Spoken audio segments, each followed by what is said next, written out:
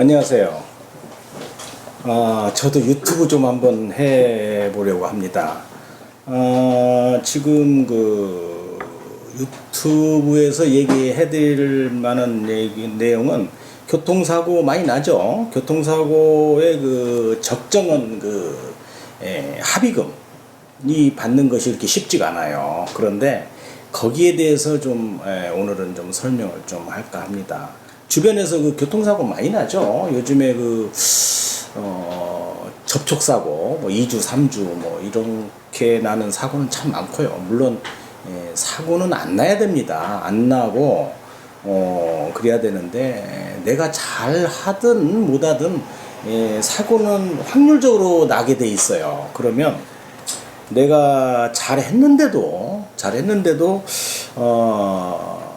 그 상대방의 잘못으로 사고가 나는 경우도 있고 이런 거 대처 잘해야 됩니다. 잘못하면 피해를 입고도 상처를 더 많이 받을 수가 있어요. 2차적으로 그런 것들을 좀 도움을 드릴까 해서 이제 이런 영상을 만들게 됐습니다. 아마 계속해서 그 시리즈로 많은 정보를 제공해 드릴 테니까 아마 보시면은 재밌는 얘기도 있고 또 도움되는 얘기 이런 것들은 살아가시는데 분명히 도움이 될 거라 생각을 하고 저는 한번 시작을 좀 해볼까 합니다. 물론 오늘 말씀드리는 것은 그 큰 그림에서 세세한 것은 말씀을 못 드립니다. 다음으로 미루고요. 오늘은 사고가 났을 때 처음에 대처하고 그 다음에 최소한의 준비, 내 자신이 준비할 수 있는 몇 가지를 좀 구분해서 말씀을 드릴게요. 첫 번째로 병원에 입원을 하거나 통원을 하면 보험회사 직원을 만나게 됩니다. 그런데 보험회사 직원 믿어야 될까요?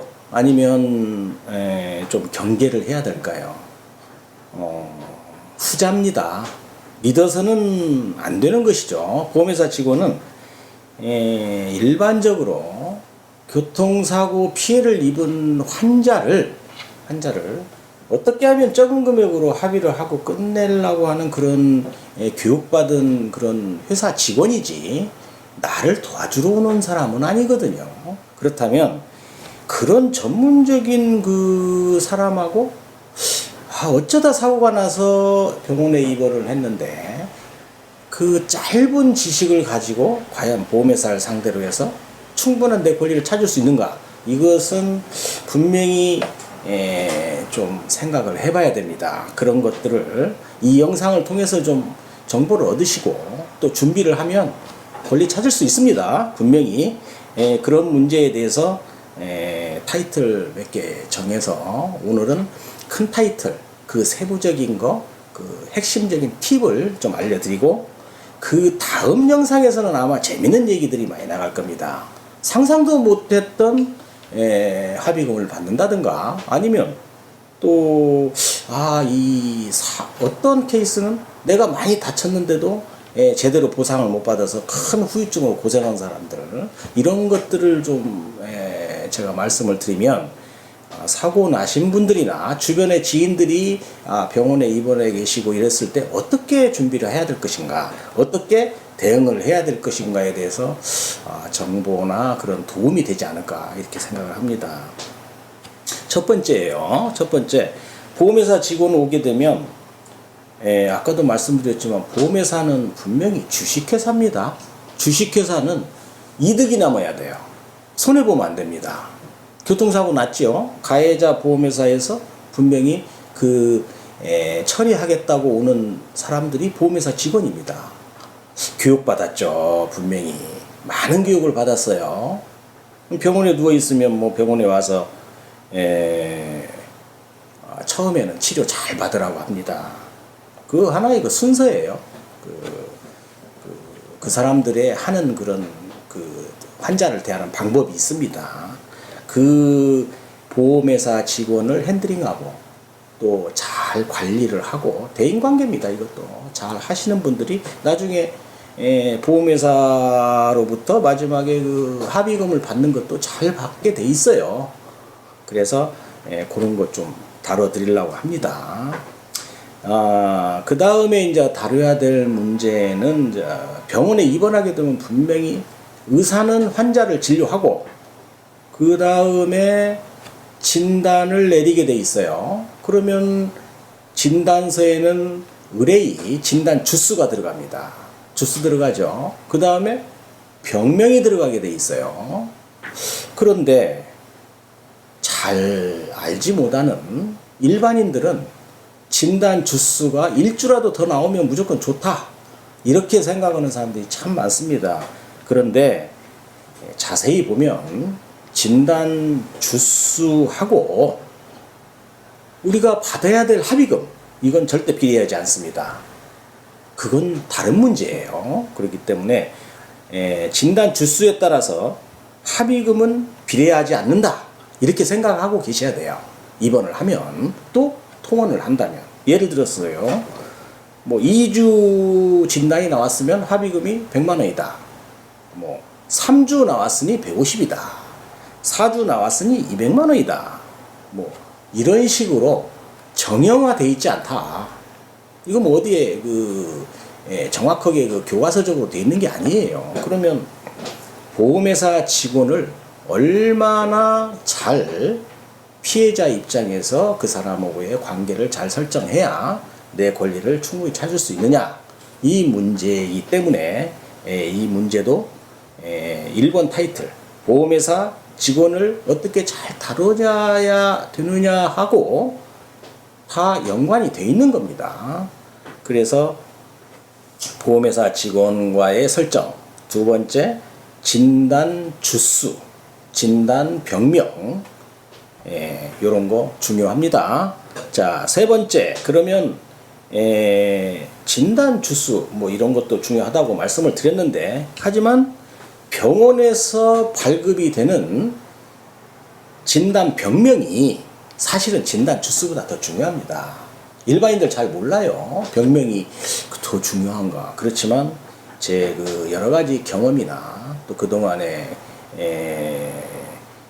주변을 보면 병명에 의해서 합의금이 상당히 변화를 했거든요. 이런 것들도 뭐 나중에 이제 이어지는 영상에서는 세세하게 다뤄볼 겁니다. 그렇기 때문에 교통사고 나신 분들 이거 꼭 기억하시고 영상 보셔야 됩니다. 분명히 도움 됩니다. 제가 미리 좀 팁을 한번 드리자면, 진단 2주 나온 사람도 합의금 1,000만 원 받을 수 있습니다. 분명히 그렇게 한 케이스도 있고요. 그래서 진단 병명도 중요하니까, 그러면 잘 영상을 이렇게 보시다 보면 그런 지식이 많이 준비가 될 겁니다. 자, 그렇다면 이제 병원에서 나오는 진단명이 중요하다고 그랬는데, 이제 예를 들어서 한 가지 말씀을 드릴게요. 병원에 가서 교통사고가 이제 크게 나면 골절이 됩니다. 이런 경우에는 큰 다툼이 없어요. 골절인 경우에는 보통 4주, 5주 이상의 진단이 나오게 되어 있습니다.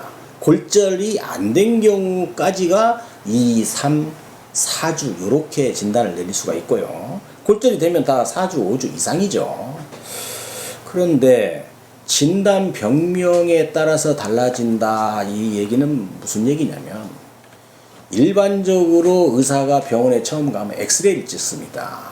엑스레이는 뼈의 골절 유무를 보는 거예요. 그러면 뼈만 괜찮으면 내 몸이 괜찮다는 것은 아니거든요. 분명히 더 정밀하게 봐야 될 그런 신체 구조가 있어요. 그게 보통 병원에서 얘기하는 정밀검사, CT 혹은 MRI 촬영입니다. 그거 최대한 활용해야 됩니다. 보험회사는 찍는 거 싫어하겠죠. 그러나 분명히 그런 내가 치료받을 수 있고 그 다음에 점검할 수 있는 것들을 최대한 활용하셔야 됩니다. 그 이유는 하나의 그것도 피해자로서의 그 권리예요. 그런 과정을 다 겪게 되면 제대로 된 진단병명 받을 수 있습니다. 그런데 일반인들은 보통 보험회사가 나와서 얼마간의 금액을 주면서 많은 생색을 내면 거기에 현혹이 돼서 합의를 하고 가는 경우가 많은데, 그렇게 합의를 한 사람들이 나중에 후회를 하는 경우가 많이 있거든요. 그런 문제도 추후에 진행되는 영상에서 충분히 많은 정보를 제공해 드릴 것을 약속합니다. 자, 네 번째입니다. 이제 마지막인데, 교통사고 후에 적정 합의금 판단하는 그 기준은 저는 그렇게 봅니다. 정해진 거 없습니다. 지식 있고 조금 똑똑하시면 보험회사로부터 돈 많이 받을 수 있습니다. 그거 충분히 가능한 얘기인데요. 오늘은 큰 그림에서만 말씀을 드리고요. 그 다음에 시간이 또 할애가 되면 한 소절 나는 이런 케이스에서는 어떻게 받을 수 있다. 또 이런 것은 어떤 병명은 어떻게 대처를 한다. 또 A라는 사람은 어떤 진단이 나왔는데 추후 어떤 식으로 흘러가서 굉장한 피해를 입은 사례, 또 아주 경미한 사고지만 대응을 잘해서 충분한 권리를 찾고 충분한 보상을 받아서 사고는 났지만 또 나름대로 좀 마음 편하게 정리가 될 수 있는 이런 케이스도 설명을 하나하나 자세히 드릴 테니까 오늘 영상 보시고 이 이야기를 드리는 이 내용 전체적인 것은 어디까지나 제 개인적인 소견이니까 생각을 달리 하시는 분도 계실 겁니다. 그런데 어쨌든 그런 분들에게까지도 조금 도움이 됐으면 하는 게 제 생각이거든요. 그래서 이 영상을 끝까지 이렇게 봐주셔서 감사하고요. 또 더 재미있는 그런 내용 가지고 영상을 올리도록 하겠습니다. 영상을 봐주셔서 상당히 감사하게 생각하고 있습니다. 감사합니다.